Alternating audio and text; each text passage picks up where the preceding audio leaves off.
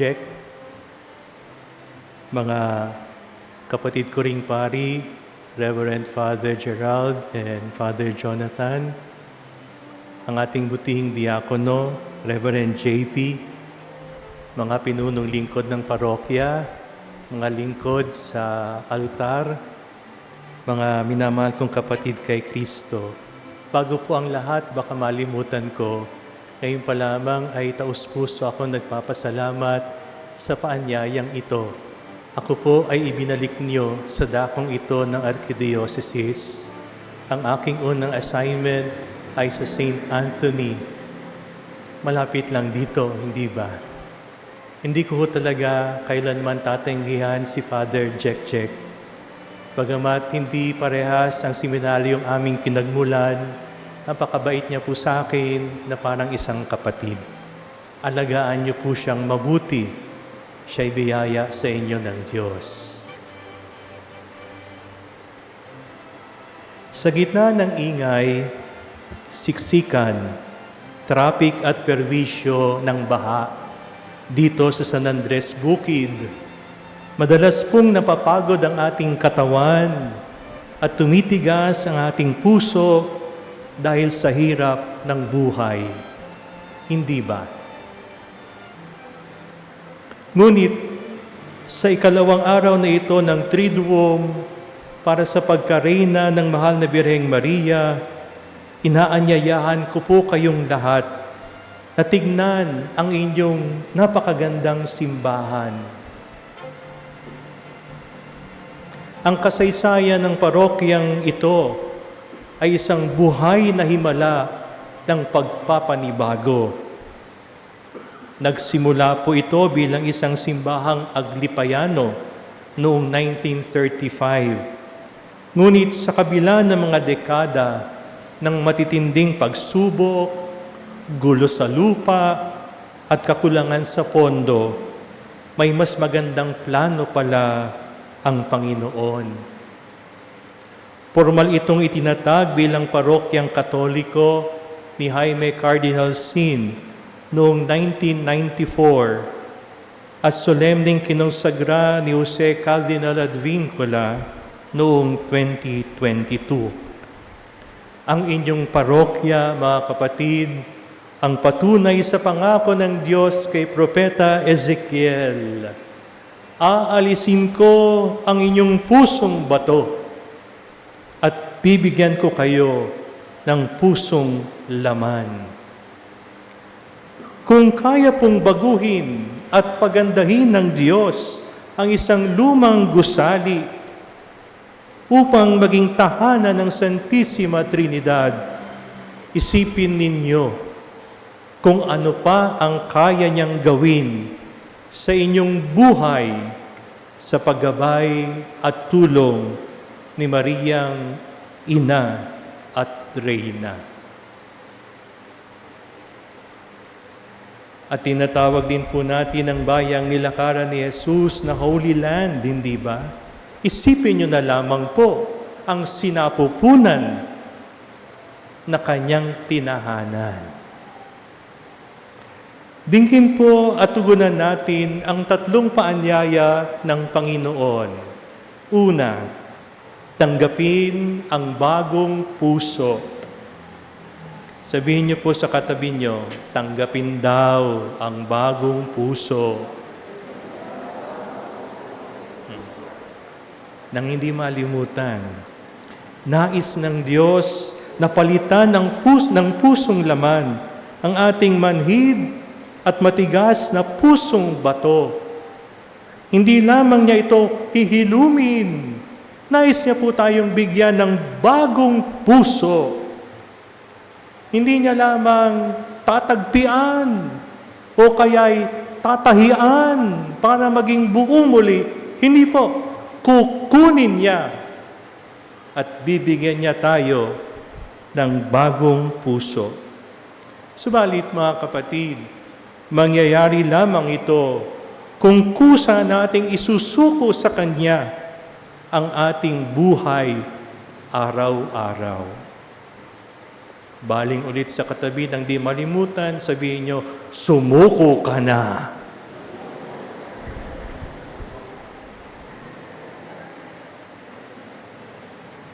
Wika nga ni San Bernardo ng Clairvaux na ipinagdiriwang din ang banal na alaala ngayong araw na ito. What we love, we shall grow to resemble.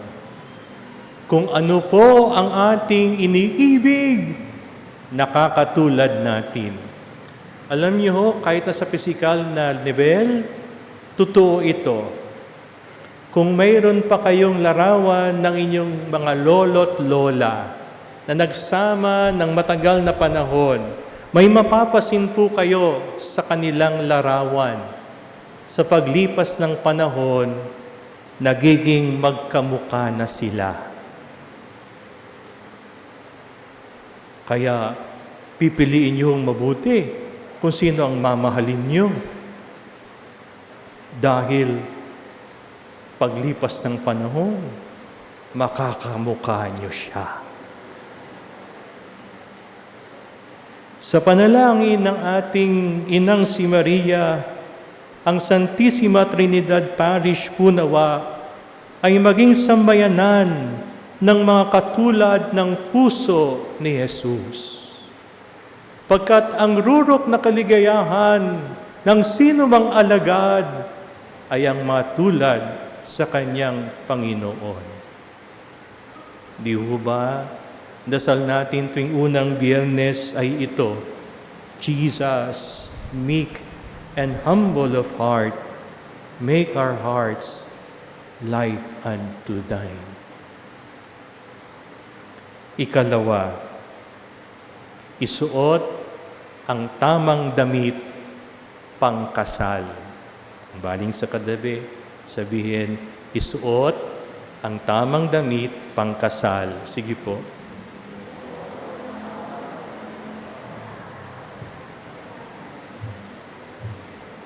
Baka magtrahe de boda kayo, ha?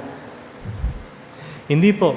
Ang damit na hinihingi sa atin sa Ebanghelyo ay hindi panlabas na anyo, kundi ang pag-ibig at kababaang loob. Binalaan ni San Bernardo ng Clairvaux ang kanyang mga monghe na walang saysayang abito, kung ang kaluluwa naman ay nabibihisa ng kayabangan, pagkamapagtaas, mapansukat. Ang tunay na pag-ibig ay dalisay, mapagkumbaba, at walang sukat, at hindi nanunukat. Tingnan niyo po yung katabi niyo, mula ulo hanggang paa. Tingin pa lamang, magaling tayong manukat. The true measure of love is love without measure. Tanyag na sinabi ni San Bernardo.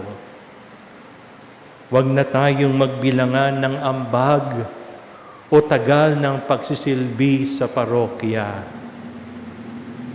Sa halip, sa tulong po ng ating Reynang si Maria, ang Santissima Trinidad Parish, ay maging pugad nawa ng pagmamahalang may kapakumbabaan at walang panunukat.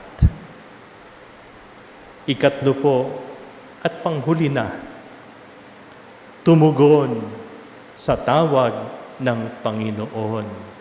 Baling ulit sa katabi, nang di malimutan, sabihin mo sa kanya, tumugon ka raw.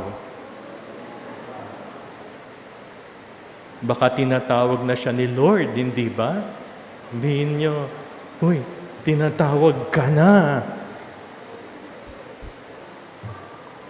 Sa talinhaga, mga kapatid, marami pong idinahilan ang mga imbitado upang hindi dumalos sa piging. Madalas, marami rin po tayong magagandang dahilan upang ipagpaliban ang pagdarasal, paglilingkod, at pagpapatawad. Madalas nating marinig, "Uy, alika mag-serve tayo. Sumama ka sa amin, maging aktibo ka sa parokya." Ay, tsaka na, pag nag-retire na ako. Marami na akong oras pag nag-retire ako. Sino ho bang nagsabi sa inyong aabot pa kayo ng retirement age? Tandaan po natin, the enemy of the best is not the worst. The enemy of the best is the good. We seem to have always good reasons not to do the best. Dahil po sa ating mga good reasons, hindi natin matanggap-tanggap ang best mula sa Diyos. Sa halimbawa ni Maria, ang Santissima Trinidad Paris ay maging tahanan nawa ng mga nagsisikap tumugon sa Diyos ng wagas at kagyat. Ang ating mahal na Inang Maria ay reyna, hindi dahil siya ay beauty queen, kundi dahil siya ay holy queen. Katulad ng kay Jesus ang kanyang puso, mapagkumbabang pag-ibig ang kanyang damit, at buot kagyat ang kanyang tugon sa Diyos. Lumapit po tayo at tayo'y magpakalinga sa Kanya. Sinabi muli ni San Bernardo ng Clairvaux, "If you follow her, you will not falter. If you pray to her, you cannot despair. If you think of her, you cannot err." Alam po ninyo, patapos na po ako. Sa 31 taon kong pari, ako'y naniniwala ng parokya sa isang pakulugan ay sumasalamin sa espiritualidad ng kura. Totoo ba yon? Ang inyong parokya may segunda patrona, si Maria. Dahil ang inyong kura ay may malalim na debosyon sa Kanya. Sana kayo rin. Nais ko po sanang mag-iwan sa inyo ng isang maikling kwento. May isang iskultor na lumilok ng napakagandang estatwa ni Maria mula sa isang matigas na bato. Nang matapos, tinanong siya ng isang bata, "Ginoo, paano niyo po nagawa ang malambot at napakagandang mukhang ito?" "Anak," tugon ng iskultor, "nakita ko na si Maria sa loob ng dating matigas na bato. Tinapyas ko lang ang mga bahaging hindi niya katulad." Mga kapatid, pagkatapos ng misang ito, baka magtapyasan kayo ng mukha. Huwag po. Sige, tingnan nyo for the last time yung katabi nyo. Gusto nyo bang tapyasan yan? May gusto ba kayong tapyasin dyan? Huwag po.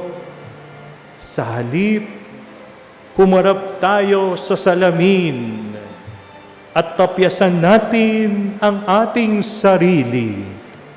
Tanggalin natin ang kayabangan at pusong bato. Dahil sa totoo lang po, nakikita ko po ngayon sa bawat isa sa inyo na nasa loob lang ninyo si Maria.